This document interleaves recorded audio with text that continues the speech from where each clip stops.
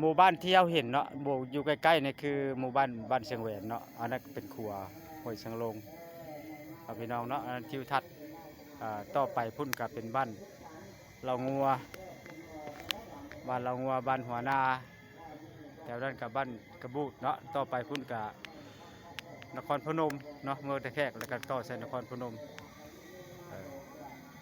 แถวนี้ก็เป็นบ้านทับเนาะนี่บ้านนี้ก็เป็นบ้านทับเดี๋ยวเห็นหลังคาเรือนก็เจ้าเนาะ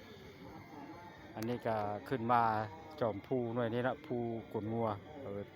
อันนี้ก็บนจุดชมวิวเฮาเนาะถ้าว่าเฮาขึ้นอนามัยขึ้นทางมันก็สิแปลนกว่านี้เนาะพี่น้องอันนี้มัน20-30 ปีแล้วบ่มีคนขึ้นมาเบิ่งเนาะอันนี้เฮามีโอกาสก็เลยขึ้นมาสำรวจแล้วก็ขึ้นมาเบิ่งบนชมวิวเนาะมันสิสวยงามส่ำใดเบิ่งนำกันเนาะพี่น้องเนาะแต่ว่าบรรยากาศ ยามเดือนห้ามันสิเป็นบรรยากาศมืดมัวเนาะมันเอิ้นฝุ่นละอองแล้วก็ควันไฟ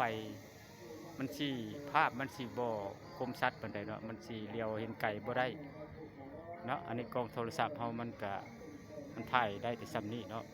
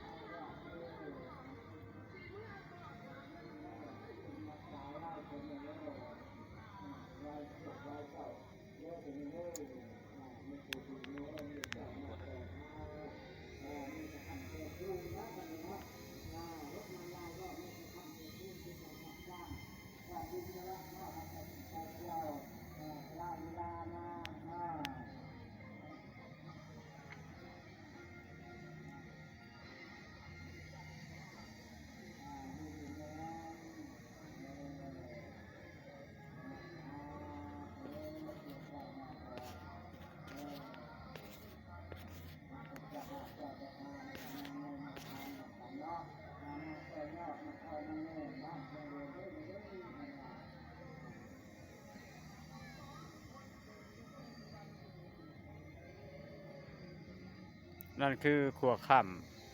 ห้วยบ้านเชียงลงเนาะห้วยเชียงลงบ้านเชียงแหวนขัวไม้เนาะที่ใส่ได้อยู่ทำน้ำหนักอยู่ประมาณ6 ต้นเนาะรถฮุนไดไปได้เนาะรถจักรรถไถไปได้แต่ว่ารถ10 ล้อไปบ่ได้อันนี้คือหมู่บ้านเชียงแหวนอยู่ใกล้ๆเฮานี่ก็วัดเนาะเพราะบ้านบังกงไม้มันสิบ่เห็นเนาะพี่น้องเนาะแถวนั้นอันนี้ทงนาเนาะทิวทัศน์ถือว่าสวยงามบรรยากาศยามตะเวนประมาณ3 โมงปลายๆเนาะ4 โมงยังตอนนี้เนาะ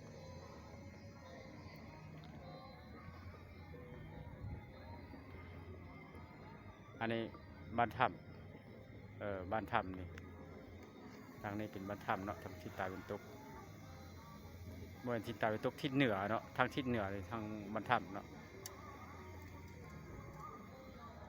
อัน